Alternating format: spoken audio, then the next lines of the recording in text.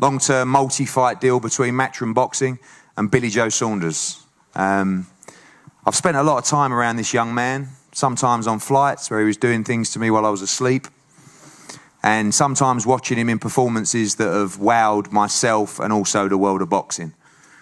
I think for a long time, everybody in the sport of boxing knows just how good Billy Joe Saunders is. In fact, I spoke to Dave Coldwell last night, who said to me, I saw Billy Joe spar recently, so he wasn't even in shape. He said the guy is amazing, an amazing fighter. And I truly believe he has the potential to be a pound-for-pound great fighter in the sport. At middleweight for a long, long time, a lot of those fights eluded him for many reasons. Sometimes it's not easy with cross-networks and cross-promotional issues to make these fights. Sometimes you're just too good to get certain fights. And I think one of Billy Joe's big problems is sometimes he's just been too good to get a Canelo fight or a Triple G fight. I think sometimes he's in that mode of, well, I don't want to fight Billy Joe. Why would you fight Billy Joe? Well, the reason you fight Billy Joe Saunders now is because he's with us, because he's a major player, and because there's serious money to be made from fighting Billy Joe Saunders. Now up at 168 pounds, the game completely changes. Here you have a world-class pound-for-pound fighter that has the ability and the option to box in 2 weight divisions. When you look at the fighters that we're involved with promotionally and the fighters we work with across our platforms, the opportunities for Billy Joe Saunders is endless. Callum Smith, what a great domestic fight that could be at 168 pounds. Canelo, Triple G, Demetrius Andrade, Danny Jacobs, all these fights. And also another fight I'd love to make is a Chris Eubank fight, because the build-up would be stupendous. And we also want to make all of those fights as soon as possible. The last week or so has been frustrating because we couldn't go to those teams and talk to them about the Billy Joe Saunders fight. Now we can. And Billy Joe Saunders, regardless, will box end of October, early November, UK or America. He has a choice of both. And we'd like to fight all those names that we mentioned, and we'll be doing our utmost to make those as soon as possible. But activity is the key for Billy Joe Saunders. A plan, a strategy is key, because he now sits on the verge of all these mega fights and proving to people what he may just be, which is a pound-for-pound great and a true great of British boxing. So it's a complete honour to work with Billy Joe Saunders. Thank you to MTK, who have been instrumental in making this deal happen. And of course, Sky Sports and DAZN, who are thrilled to be working with Billy Joe. And I'm going to pass over to Billy to say a few words before we have a few questions and a little chat about the future. It's going to be very hard to follow that rundown, Eddie. But listen, first of all, I just want to say, obviously, thank you very much for MTK for making this happen, and Sky Sports Boxing and Matchroom and Eddie. You know, we all work very hard to make the deal. You know, I like to say that I've always looked at, you know, the names on DAZN and on Matchroom and thinking, you know, I'd love to be part of that to, you know, to perform and to see how good I am. And I was having this conversation the other day. Financially, it's not about the money for me now, even though that comes with it. It's about being the best and seeing Golovkin and Canelo fight and everybody raving over it and me looking and thinking, you know I can beat them. And I just want to say thanks to everybody for who's obviously worked to make this deal happen. You know, I'm very, very lucky for, you know, how my career's gone to be sitting here. And now it's time for me to prove. I've been hollering enough and shouting enough for the big fights. It's time for me to prove that, you know, I can't only talk the talk, but I can walk the walk. And I know with Eddie, Matchroom and DAZN, I'll get that chance, and I will grab it with both hands. I know you want those mega fights. Talk to us about the weight classes and divisions as well. I mean, this is such a unique opportunity where all the big fights are there for you at 160, yep, but you hold a belt at 168. Yeah, well, it's one of those. I mean, originally when I got the phone call to fight for the title, Ramirez was world champion. So in my own head, I was fighting Ramirez. There was no doubt about it. Then Ramirez obviously vacated because it's hard for me to get a fight at 160. All these big names I've been hollering and shouting and trying to get them big fights, you know, for a reason, to test myself. And Ramirez come up and I said, look, no problem, I'll move up and I'll fight him and I'm confident I can beat him. And then obviously he vacated. And then Sufi stepped in as number 2. So you can only box who's put in front of you. I beat him, but I can fluctuate between two weights, 160 and 168. You know, people say that he's not a big 168. Well, get the best in the ring with me and I prove I'm the best. I know I'm the best at 168 and 160. So, you know, you bring them to me and I'll show you how to beat them. When we talk about those fighters, we haven't had a chance to actually sit down yet and go through these fighters and get your opinion. I know you will fight any of them. How do you rate these guys? Let's talk about the 168 division first. Obviously, the Callum Smith fight is a fight that has massive potential now to be made. We know there's no bad blood between you two. I think on paper, you have to say he's the guy in the division right now. Yep. How do you rate him and how do you rate that fight for yourself? I think Callum's a brilliant fighter. You know, I think he's a good fighter. Done, you know, very, very well in his career. Good puncher, good boxer. He's got all the attributes you need to be a world champion. But I know that, you know, you put me in the ring with someone who's on the same level or level above, I rise and rise and rise. You know, that's the reason why I want these big fights, to see, you know, sink or swim. Can I raise to where I think I can raise to? Because if I can, then I know I've got the beating of all of them. But, you know, Callum Smith, people look at him and he would be favourite going into the fight. He's a great fighter. A lot of respect for Callum. You know, the Smith brothers, great boxing family. But I generally believe I've got the beating of Callum Smith and any other super middleweight in the division. Talking about someone that doesn't quite have the resume of Callum Smith or the belts, Chris Eubank Jr., still a big domestic fight. And I know one that we have talked about in the past, one that still whets the appetite of the British fight fans. I know you've beaten him previously.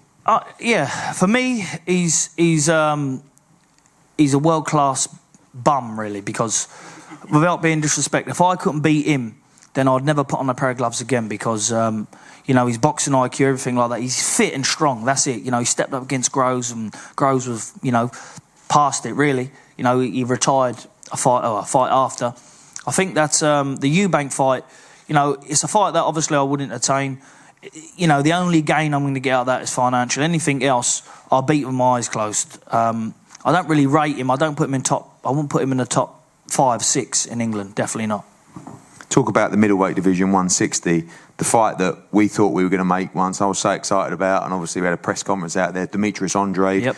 A guy that I do liken a bit to yourself in that has great boxing skills and is not someone necessarily on the top of the list that some of the bigger names stand out and jump out to fight.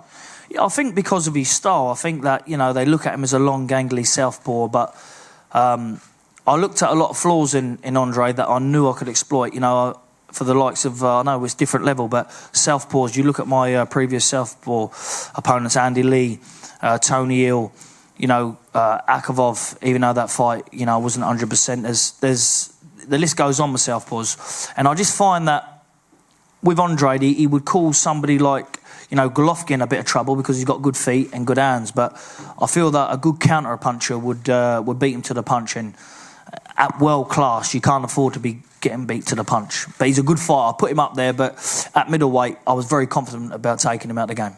One guy like yourself that can fluctuate is Danny Jacobs. Yep. Obviously part of the Zone and Sky Sports team as well. Another potential fight for you at 160 or at 168. Yeah, I think Danny Jacobs, he's a brilliant fighter. I think that's he just got lost in the moment against Canelo. You know, Golovkin, I thought he could have maybe nicked that fight.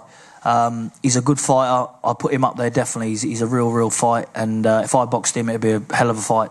Good for the fans. Talk about the two money fights, if you like, at 160. Firstly, Gennady Golovkin looks set to fight Derevyanchenko for the IBF world title. Where do you think he's at in his career, and do you think that is a fight that you win in style?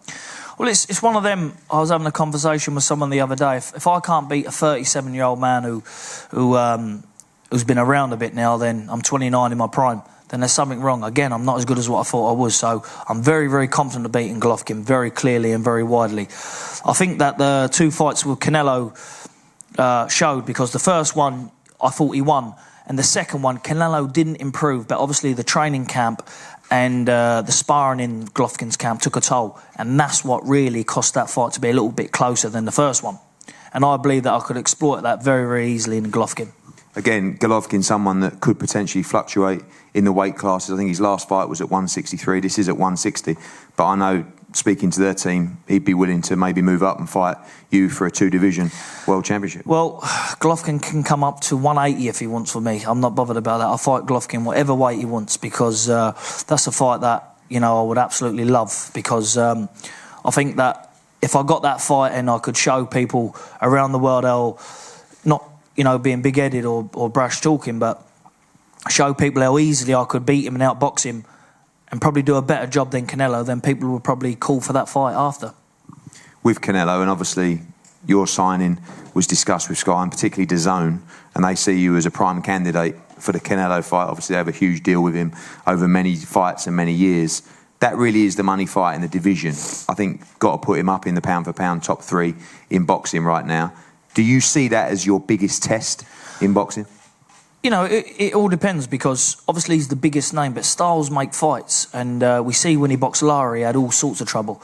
And I believe I'm technically, my mindset's a lot better than Lara's. And, you know, I thought Lara nicked that fight. And back then, Canelo was more in his prime. You know, all these training camps, you see him now training with all these knee supports and, you know, these elbow supports and all that. He's a brilliant fighter. I'm not taking anything away from him. I'm not talking down to him, but I wouldn't be sitting here if I couldn't believe I could beat these, because I wouldn't get in the ring with anybody, no matter if he offered me £1 billion if I didn't think I could win. I'm going in these fights knowing and believing what I can do, and, you know, even though that he's the big name in the sport, I'm there to take it. I'm on that ladder looking up now. I'm on the right path with DAZN and with Matchroom and yourself to make them fights and to win them. Finally, where do you see yourself at now mentally and in your life? You know, we've seen a lot of the questions I was getting earlier, for people saying, oh, you know, do you have to talk to Billy about, you know, what he does on social media and says? And I said that you can't take the rawness out of Billy Joe, because that's what I believe can make you beat fighters like Canelo and Triple G. But do you feel as though you've sort of matured in your life now, in your career, and it's all action now, absolute all business, well, no messing around? Well, that's it. I mean, you know, I look at it in, you know, the past. What I've done, obviously, is a few bits and bobs here and there, and more than a few bits and bobs probably, but it's not been great, is it, for the public eye? But, you know, I'm not a dressed up person. I am who I am, and I'm not arrogant. I'm just, you know, I'm one of the boys, shall I say? But when it comes to my work now, I know that I'm on this track, and, you know, everything I've been working for all my life, I've been boxing since I've been 5. So everything I've ever wanted and worked for now is on the platform of where I'm at now, the DAZN, the Sky in America. You know, that's the time now to put my name in big shiny lights and to see how good I am. And finally, one thing that I said as well in interviews is you are a boxing man through and through. I mean, you have opinions on everything. You have strategies on everything. You watch every kind of fight. You believe that schooling that you've had from such a young age is going to put you in a position to beat all these top guys? I don't think it's schooling, I just think it's something that you're born with. And I know that from day one, as soon as I put a pair of gloves on, I was born to win.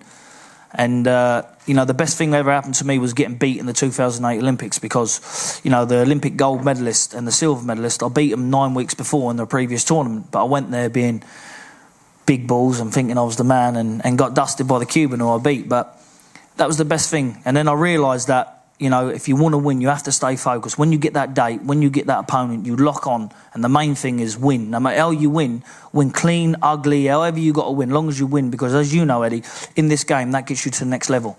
And that's all I'm about, is winning. So I think that I was born with that. Thank you, Billy, for your honesty and your chat. And we cannot wait for this journey. Like I said, his date will be announced either the end of this week or early next week, end of October, early November, UK, America. He's capable of boxing wherever he wants in all the big fights, and I cannot wait to see him boxing on Sky Sports and DAZN. This is a huge signing for Matchroom and our broadcast partners, and we look forward to a great relationship with Billy Joe Saunders and MTK. Of course, Billy available for all you guys one-on-one. We're going to have a quick photo up here, even though he looks $1 million today in his shiny suit, and we look forward to a great journey. Thanks for showing up today. Thank you.